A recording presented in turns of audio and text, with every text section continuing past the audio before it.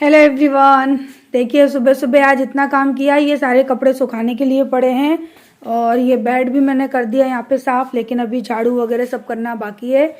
चूड़ियों का बॉक्स वगैरह सब खाली किया था, इसलिए वहाँ पे चूड़ियाँ टूटी पड़ी हैं, तो ये बॉक्स मैंने आज साफ़ किया और अभी चल रहा है घर का काम। तो आधा झाड़ू हो चुका है, आधा अभी बाकी है। उससे पहले कर रही थी मैं किचन के काम, तो मैंने सोचा कि सब्जियां साफ़ करके रख देती हूँ पहले। और ये आलू रखे हैं उबलने के लिए और यहाँ पर दूध हो रहा है ठंडा, जो कि मैं अभी आरू को दूंगी।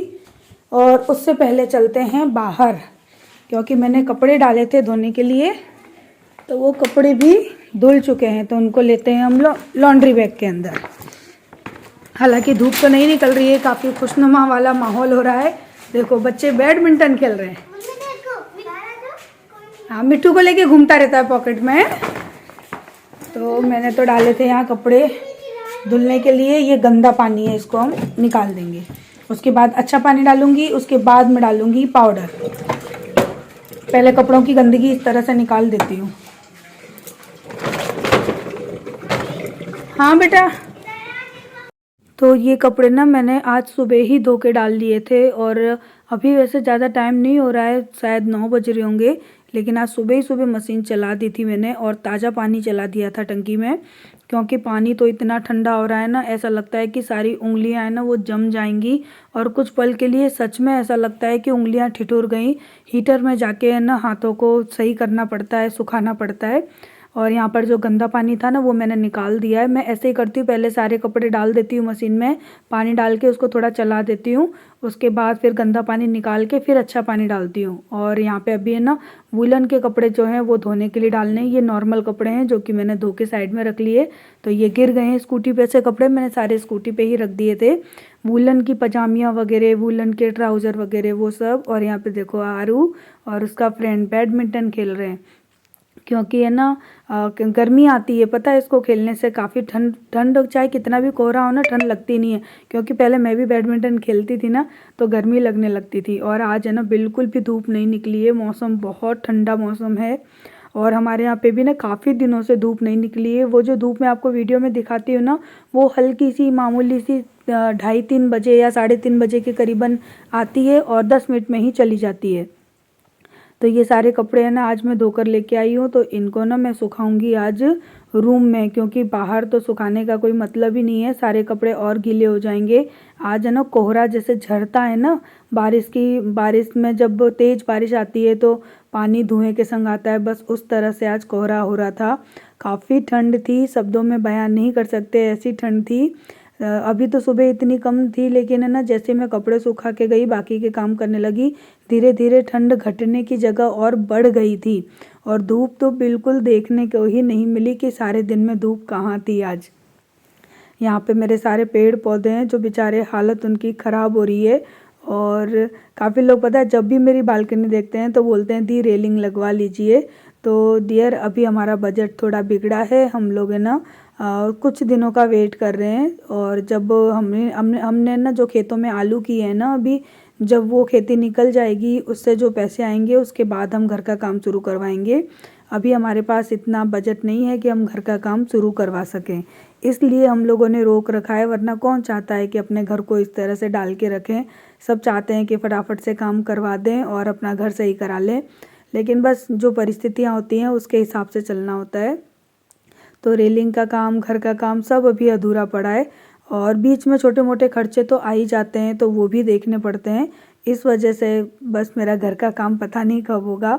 सो आज है ना सारे कपड़े मैं अंदर ही सुखा रही हूँ, क्योंकि बाहर बहुत ज़्यादा ठंड है, कपड़े सूखने की जगह गीले हो जाएंगे। लेकिन मैंने केवल जीन्स का पैंट है ना जो वो बाहर डाल दिया है कि थोड़ी सी हवा इसमें लग जाए, क्योंकि हवा तो काफ़ी ठंडी चल रही है।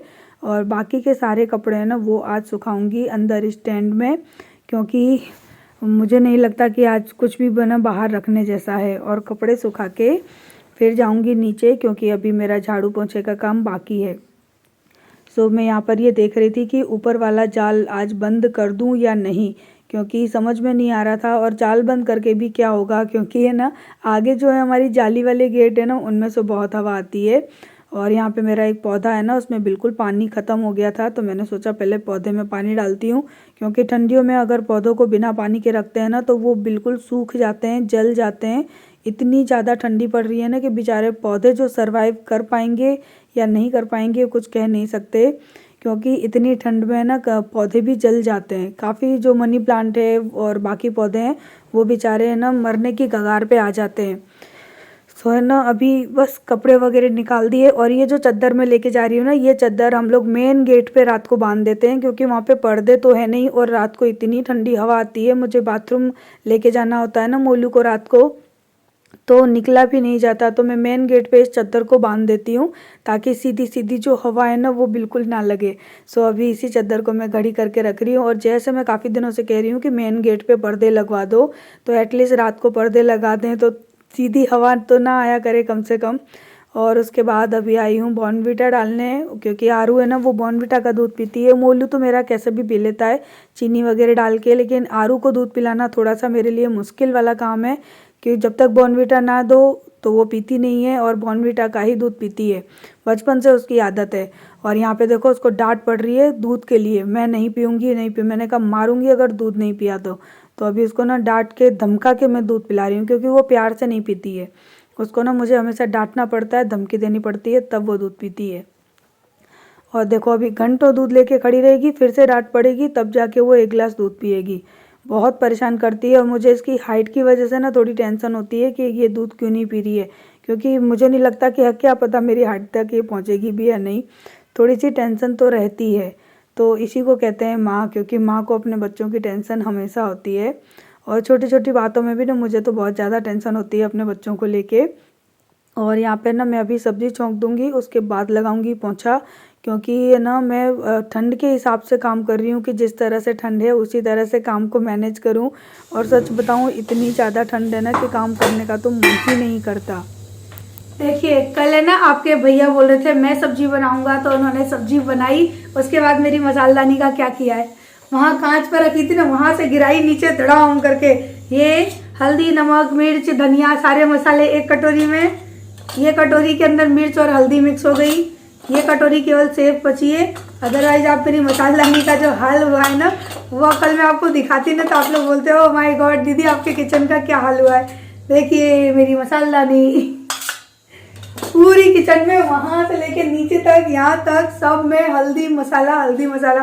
अब समझ में नहीं आ रहा है कि मैं सब्जी में डालूं क्या और किस तरह से डालूं। ये जीरा राई सब मिक्स हो गया है, देखो क्या करूं।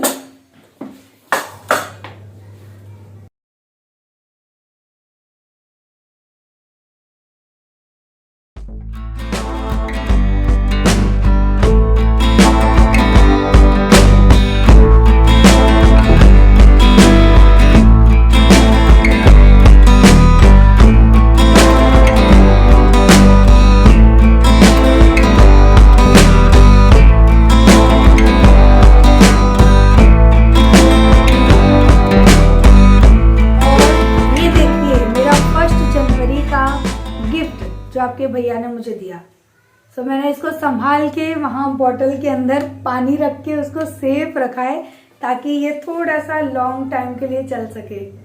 सो शादी की पहली या दूसरी बार उन्होंने मुझे इतना अच्छा गिफ्ट दिया। खुशबू इसमें नहीं है लेकिन देखने में काफ़ी सुंदर है, बहुत प्यारा है। मेरा पता है मेरा मन कर रहा है कि काश मैं इसको लॉन्ग टाइम के लिए ऐसे ही रख सकूं, लेकिन कुदरत के आगे इंसान मजबूर है। बस इसको मैं यहाँ रखती हूँ किचन में, क्योंकि मेरा ज़्यादा टाइम किचन में जाता है ना तो मैं इसको अपने पास रखती हूँ यहीं पे।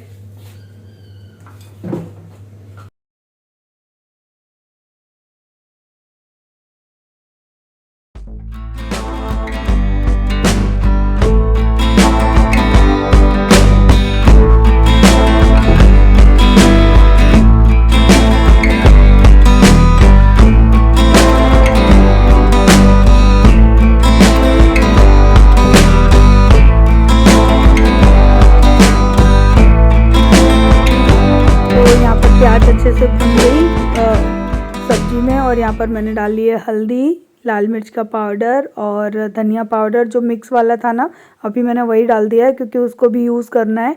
उसके बाद फिर मैं अपनी मसालेदानी को साफ़ करूँगी। थोड़ा सा पानी डाल के मसाले को अच्छी तरह से भून लिया है मैंने, क्योंकि मैं ना हर सब्ज़ी में मसाला बड़ी अच्छी तरह से भूनती हूँ।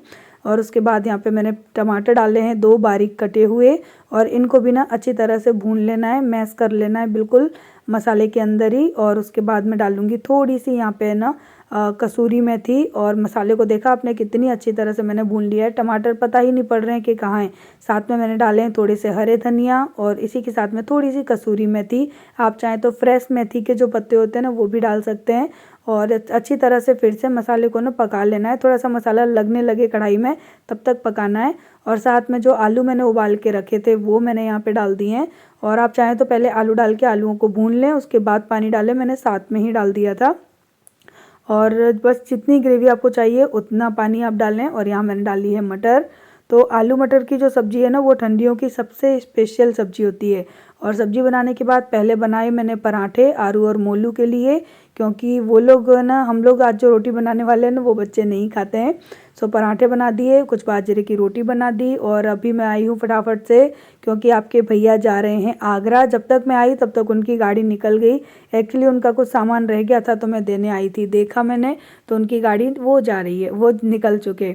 फिर मैंने सोचा कि जाने दो, अब कोई जा रहा है तो पीछे से आवाज़ भी नहीं देनी और बोलना भी नहीं है, क्योंकि वो इतना कोई ज़्यादा इम्पोर्टेंट सामान नहीं था।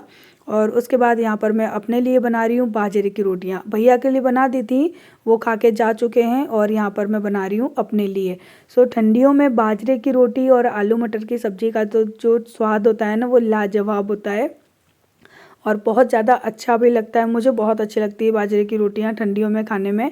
तो आजकल छुट्टियां चल रही हैं स्कूलों की, तो ये सब खाना अच्छा भी लग रहा है बनाने में भी और खाने में भी, क्योंकि जब स्कूल जाते हैं ना तो इस तरह का खाना पीना बना ही नहीं पाती, क्योंकि सुबह सुबह फटाफट उठो और सब्जी और पराठे बना दो, इतना ही टाइम मिल पाता था। लेकिन अभी क्या है कि मुझे टाइम भी अच्छा मिल रहा है और सब लोगों को आराम से मैं गरम गरम खाना भी दे पाती हूँ, तो मुझे काफ़ी अच्छा लगता है। और यहाँ पे ना बाजरे की रोटी तो मैं सीख चुकी हूँ, काफ़ी साल हो गए, लेकिन बहुत अभी 1 साल बाद बना रही हूँ ना, तो थोड़ी सी मुझे ना रोटियों में दिक्कत हो रही है। बीच में ना थोड़े से हॉल पड़ जाते हैं जिनको भी मैं मैनेज कर देती हूँ। और वैसे आसान है बनाना, बस थोड़ी सी प्रैक्टिस करने की ज़रूरत होती है। और मैंने भी तो शादी के बाद ही सब कुछ सीखा है। पहले मुझे आती थी बाजरे की रोटी, लेकिन मैं फिर भूल गई थी, और फिर मैंने शादी के बाद फिर प्रैक्टिस करी और फिर से मुझे बाजरे की रोटी आ गई। और मैं ये जो परफेक्ट तरीका होता है ना बाजरे की रोटी बनाने का, उसी तरह से बनाती हूँ, हाथों में पानी लगा के। और अगर जैसे जिसको किसी को नहीं आती हो ना, तो आप है ना इसको बेल के भी बना सकते हो, लेकिन उसका तरीका थोड़ा सा अलग होता है। तो पता है, लेकिन कभी कभी बाजरे की रोटियां मेरी फूलती हैं और कभी कभी नहीं फूलती हैं, क्योंकि मैं बहुत ज़्यादा परफेक्ट तरीके से नहीं बनाती हूँ, जैसे कि गाँव में औरतें बनाती हैं ना चूल्हे पे। लेकिन हाँ, कुछ दिन बनाऊँगी ना, 4-5 दिन लगातार बनाऊँगी ना, तो फिर वो अच्छे से बनने लगेंगी। क्योंकि हमारे वहाँ पे वैसे भी ठंडियों में ही बाजरे की रोटी खाते हैं, गर्मियों में तो कोई नहीं खाता। गुजरात में तो गर्मियों में भी बाजरे की रोटी ही खाई जाती है, क्योंकि मैं वहाँ रही हूँ तो मुझे वहाँ का कल्चर पता है। और उसके बाद किचन के बर्तन वगैरह सब मैंने कर दिए। और अभी मैं सोच रही थी कि ना ये ग्लास के जो रैक बने हैं ना, इनको अच्छे से क्लीन करूँ, क्योंकि बहुत मैसी हो गए थे। और मेरे किचन पे ना बहुत ज़्यादा सामान इकट्ठा हो गया है ना, जो कि मैं हटाने के लिए सोचती रहती हूँ कि मैं इसको कहाँ मैनेज करूँ। एक तो मेरे ना कबट होने के बावजूद भी मुझे कबट का सुख नहीं मिलता। मैं कबट में ना कोई भी सामान अच्छी तरह से नहीं रख सकती हूँ, क्योंकि कभी चूहे घुस जाते हैं, कभी चींटे आ जाते हैं, तो कुछ चीज़ें मुझे उसमें रखने की जगह ही नहीं मिलती है।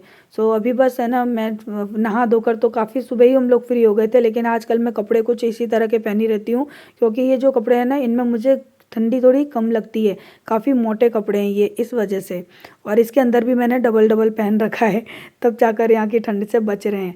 तो अभी तो यहाँ पे शायद ना 11:30-12 का टाइम हो चुका है, और मैंने सोचा काम तो घर का सारा कर लिया था, बस ये रह गया था। तो मैंने किचन भी आज अच्छे से क्लीन की, ऊपर के रैक वगैरह साफ़ किए, टाइल्स भी साफ़ की, क्योंकि धूल अजीब सी ना चिपचिपाहट किचन में हो ही जाती है, चाहे हम कितना भी क्लीन करें। तो आज फाइनल मैंने पूरे किचन को साफ़ कर दिया। और बस इसी के साथ हम करेंगे अपने व्लॉग को भी एंड। आशा करती हूँ आपको व्लॉग अच्छा लगा होगा। अगर अच्छा लगता है तो प्लीज़ लाइक करिएगा, आप लोग लाइक ही नहीं करते हो, और व्यूज़ तो डाउन हो ही जाते हैं, साथ साथ आप लोग लाइक भी डाउन कर देते हो। सो ऐसा ना करो। और चलिए इस वीडियो को करते हैं एंड, कल मिलते हैं नेक्स्ट वीडियो में। तब तक के लिए सब अपना ख्याल रखिएगा। अलविदा। और तो काफ़ी दिनों से सोच रही थी किचन को अच्छी तरह से क्लीन करूं, लेकिन नहीं कर पा रही थी। इतना ठंडी की वजह से इतना डर लगता था ना, लेकिन मैंने सोचा कब तक डरूंगी, करना तो है ही, तो डरते डरते ही सही। लेकिन आज मैंने अपनी पूरी किचन को साफ़ कर लिया और अभी भी कुछ चीज़ें मैनेज करना बाकी है, तो उनको भी मैं धीरे धीरे कर ही लूँगी।